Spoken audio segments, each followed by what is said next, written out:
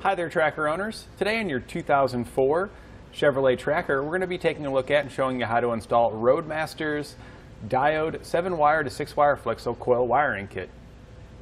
And this is what our diode wiring kit looks like when it's installed in the vehicle. You don't see any of the components that are installed in the vehicle. You only get to see the lights that are working, mimicking our motorhome. And that's exactly what this kit is intended to do. It takes all the lighting signals that's on your motorhome and it transfers them back to the lights here at the back. The diodes ensure the current only flows in one direction, so it can't backfeed into any of the circuits on your vehicle.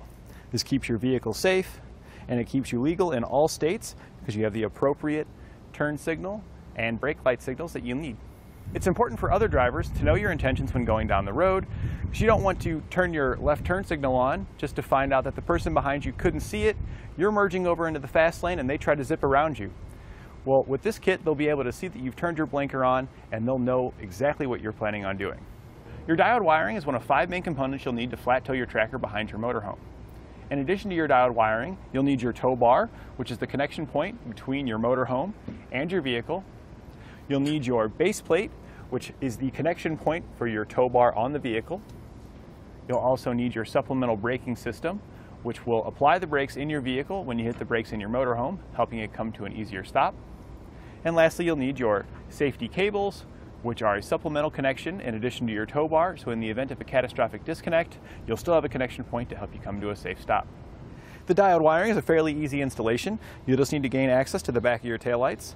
Let's go over this together so you can have the confidence to do it at home. We'll begin our installation at the back of the vehicle. We'll open our rear hatch, and this will expose our taillight bolts. We're going to remove both assemblies from the passenger and driver's side. We'll remove the 2 bolts with a Phillips head screwdriver.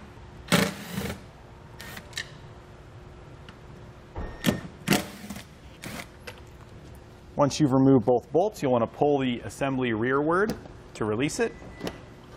And then at the back of our taillight, you just want to disconnect the connector, push in on the release tab, pull it apart, and you can set your taillight assembly aside.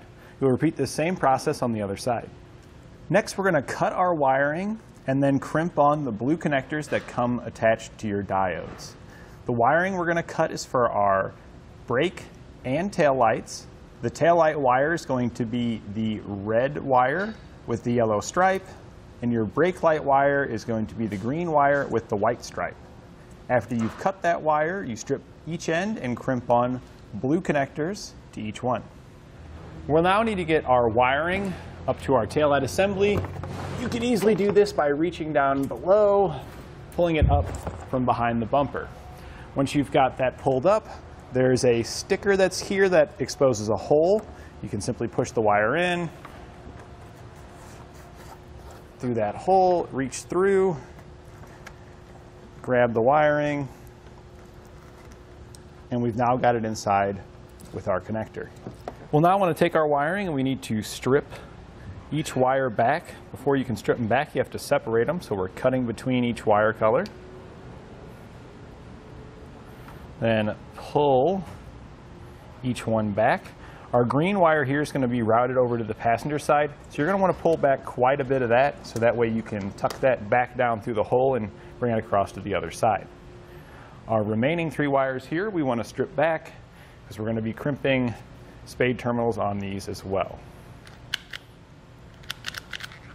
So we'll strip each one of these back. I've gone ahead and crimped our spade terminals onto our wiring.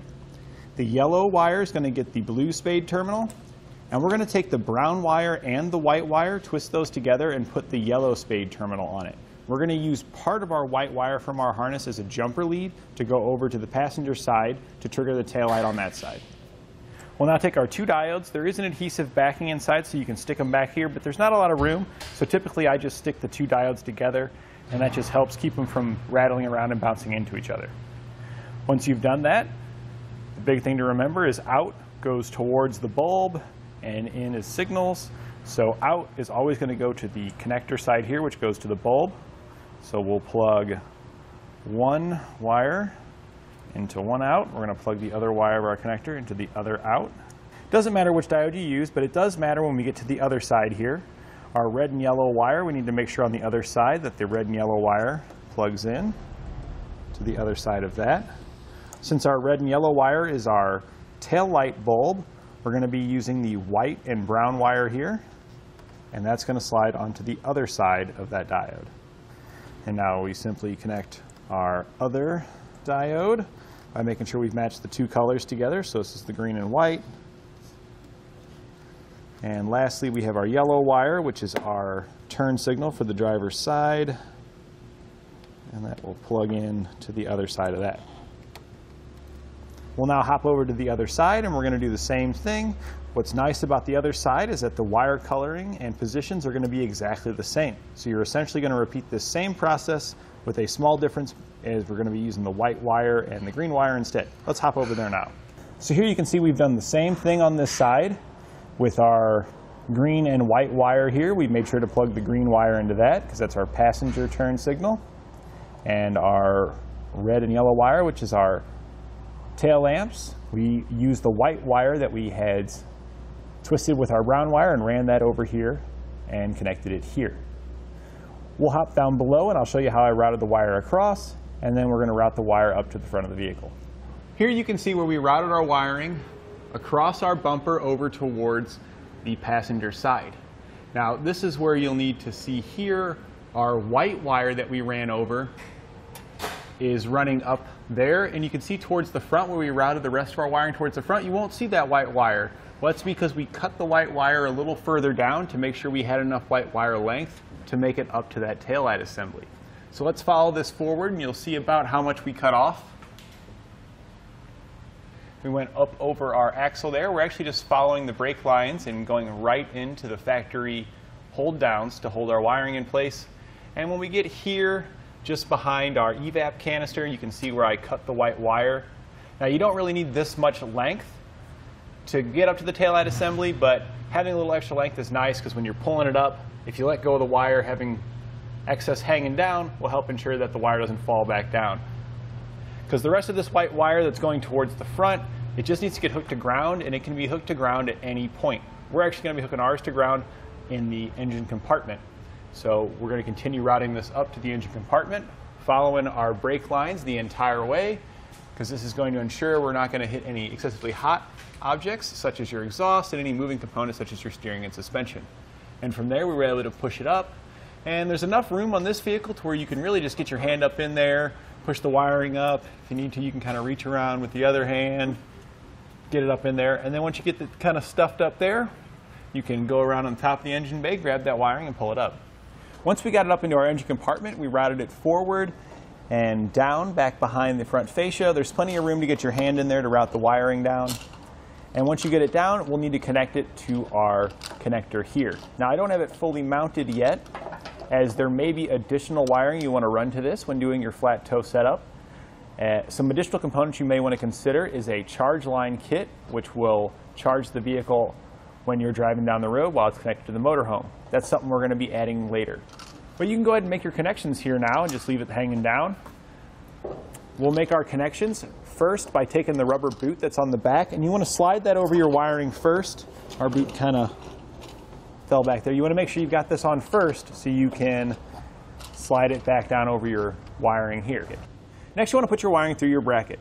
The bracket comes with your wiring and mounts using self-tapping screws that we just ran straight into the bottom of the bumper here. All of your wires will connect to the ends here using a small Phillips screwdriver. You'll just unscrew the screw, strip back the wire, and poke it into the appropriate location. Each one is labeled so you can ensure that you've got it in the right spot. GD is for ground, which is the white colored wire. LT is left turn, which is our yellow wire. RT is right turn, which is the green wire. S is typically for a brake controller, which we're not going to be utilizing it in our flat toe setup here. And lastly, TM, which is our tail light wiring, which is the brown wire. You also have a center pin, which is for an auxiliary power wire. This is where you would hook it up for your charge line kit if you were going to install that.